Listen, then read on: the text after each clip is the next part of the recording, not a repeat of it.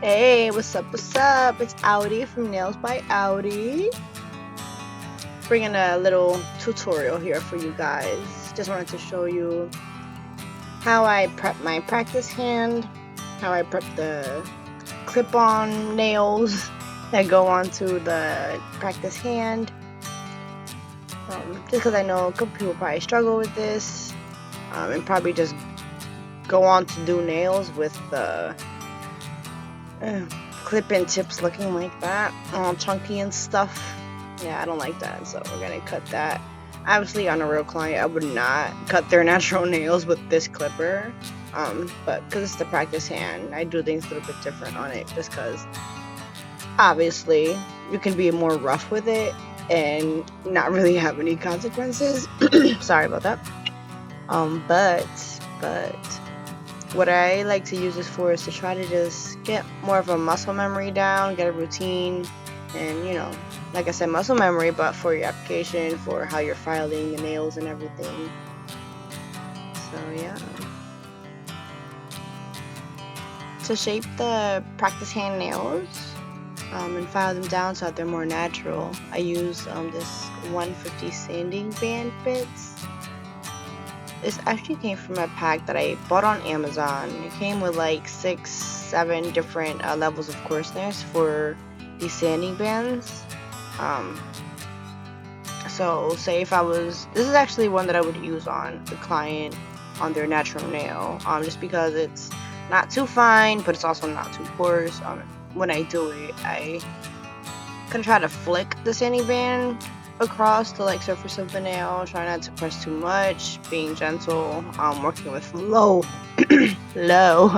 RPMs with your drill as well. It's also important, especially on the natural nail.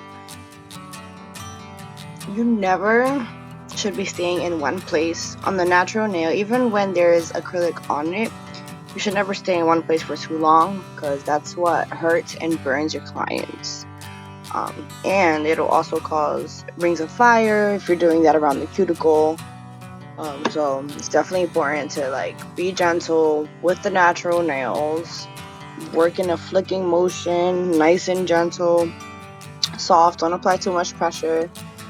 Last thing you want to do is to damage your client's nails. And believe me when I tell you, I've seen some clients come with some pretty decent damage to their nails, simply because their previous nail tech a little careless, or thinking that they have to file so much just to even get the acrylic to stick on the natural nail properly, and you don't. The purpose of filing the natural nails is to simply remove the oils, remove the shine. That's it. Oh, sorry. And remove dead skin, but you should be doing that with a cuticle bit. Obviously, the practice hand is not going to have dead skin, but I do go around where the cuticles would be on the nail and, go in that motion. Like I said, muscle memory. An important thing to kind of keep in mind as you're doing nails or prepping the natural nail is that any leftover dead skin cuticle on the nail can cause lifting as time goes on, as they're wearing the set. The same thing for any leftover oils that actually cause the nails to shine. I should have said that earlier, but the oils will cause the nails to shine, so when you remove the shine, you're removing the oils. It's one and the same. But so I noticed when I first started, it was really hard to get in the corners, just because I was scared of getting close to the skin. But when you're using a cuticle bit at low speeds, low RPMs, those are made of diamond, so they're like the smooth metal nail files. So they're not really going to cut your client as easy as a carbide bit would, for example. So get that cuticle bit a little closer than what you think you do. Try to keep an eye on it. Actually, keep an eye on it. Don't try. Do keep an eye on it. Make sure you're not getting too close to the live skin, which is the eponychium, which is the nail that tends to fold over the natural nail. A lot of people mistaken that for the cuticle when they push it back and then they cut it, you don't have to cut it. You don't have to cut it to, you know, get retention on your nails. You can, in your filing process, in your sanding process, your buffing process, all of that is gonna chip away at it. So by the time you're done with the set, it's gonna either one, revert back to its original place, closer to the natural nail plate, or you might just be able to take it off and not have to use any nail nippers. So something to note. So I don't clip cuticles. I mean, I don't clip delicate skin off the nails. I don't do that. I just feel like it'll put somebody more at risk to get an infection or to like receive a cut. I'd rather not have to deal with that. So far, I have not cut anybody so that they can start bleeding profusely. Thank the Lord. I'm almost done showing you guys this part. So, oh, another quick thing I did want to mention was that on the practice hand, the nails on it, you see that little ledge, so that's what I use as like my cuticle line, because that's where the cuticle would be that needs to be removed. So this is where the muscle memory gets built, is how far do I want my drill bit to extend from my drill, because you know you could change that a little bit, the distance you want between yourself and the nail. So doing that, and like how my hand should be going, how should I be holding the nail so that I'm comfortable. Yeah, so, but on this note, now that this is almost going to be done, I did want to also bring up that I am so sorry I have not posted as often as I wanted to. This video taking and video uploading has been a struggle, just because of storage space, since I'm doing this from my phone, of course, until I can invest in an actual camera. So uploading has either been taking too long or hasn't been saving properly. I've just been having a lot of hiccups with it, so I needed to, you know, do something for you guys. I decided I'd show this because I know a lot of people use this to practice and get better at it, so hopefully this is helpful. But next, after this, I'll be showing you guys how I struggle with the nail forms to put them on this. So, you get to see that. You'll see how I clean the dust away. All that good stuff. Now, I don't know if anybody has noticed, but I wear gloves in every video. So, unfortunately, maybe about like 2.5 years ago, I started becoming allergic to these powders that are released when we're filing. So, unfortunately, I have to wear gloves. It's a little bit uncomfortable for me, but I really enjoy doing nails. So, you know, I'll go through it. Whatever, it is what it is. I've been able to cope with it. It's honestly not bad if I'm wearing gloves, but if I don't wear gloves, I get little tiny blisters. So if this is happening to anyone, what works for me is calamine spray for poison ivy. Just spray it on and kind of dries up any blisters before they even develop, and it makes like the itchiness go away, so you're not scratching at it and spreading it.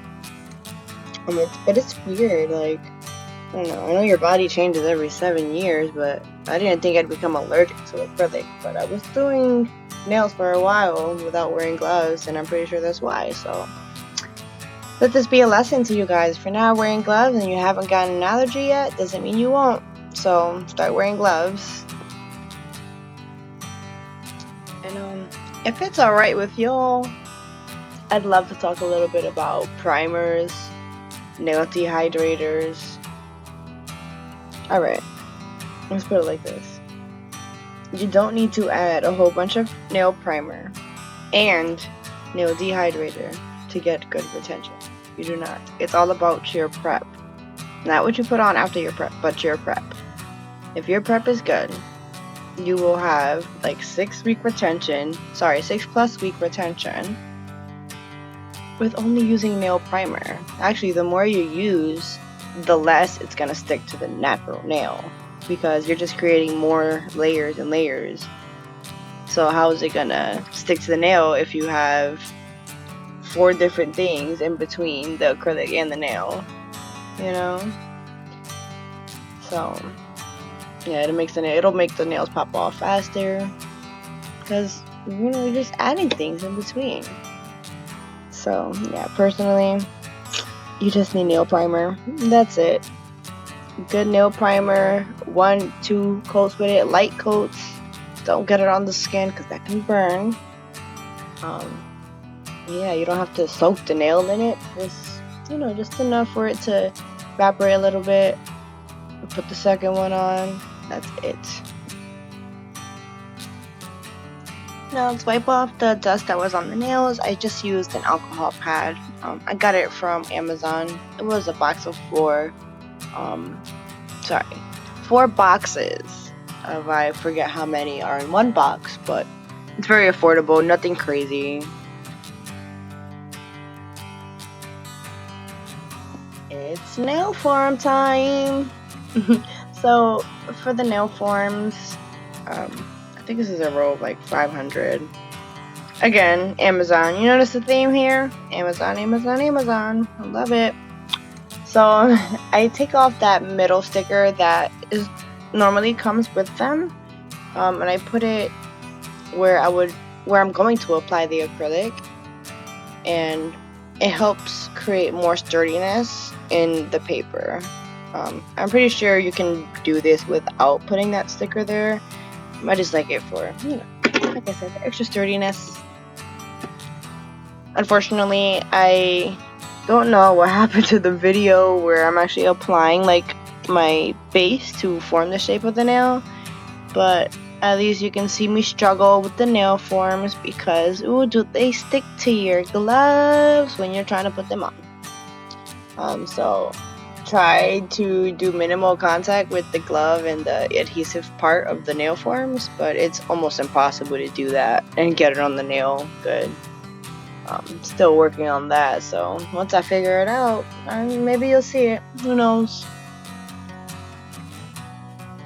One thing that I can say that has worked for me is trying to stick the sides of the nail form to the patient. Oh my god, this does not work. The client's nails on the side.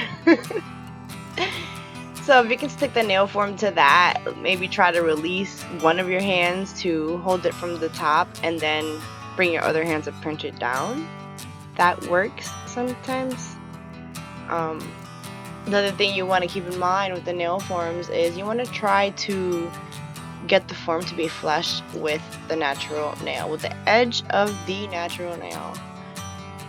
If you have to cut a little bit up the side just to get it to match up, if the nail is more square, or if they're like pointed upwards, you can. Actually, you should do that. And you don't want to make your nail forms point upwards. You want to try to angle it down so that it has a natural curve to it. You obviously don't want to angle it all the way down, because then you're going to just create some hump looking nails that angle downwards when that's not how their natural nails go. You don't want that. So try to keep it flush. Try to, use the lines on the nail form to get in the middle, pinch to the side of the nail here like you see it now. Release one hand, pinch it all the way through, as far as you want that curve to go.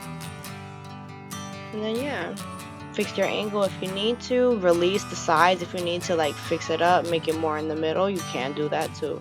Don't be afraid to. And worst case scenario, if you feel like your nail form is not sticking, get a new one. They're not expensive. Just get a new one.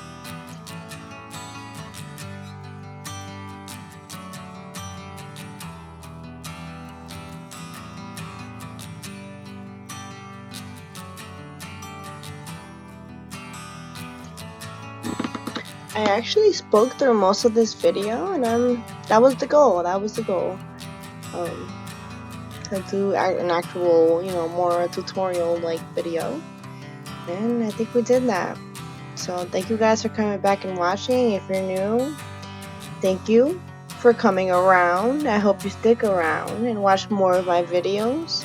You guys don't forget to like, comment, subscribe. You can share it if you want to. Comment things that you guys want me to go over, maybe sets you want me to do, whatever.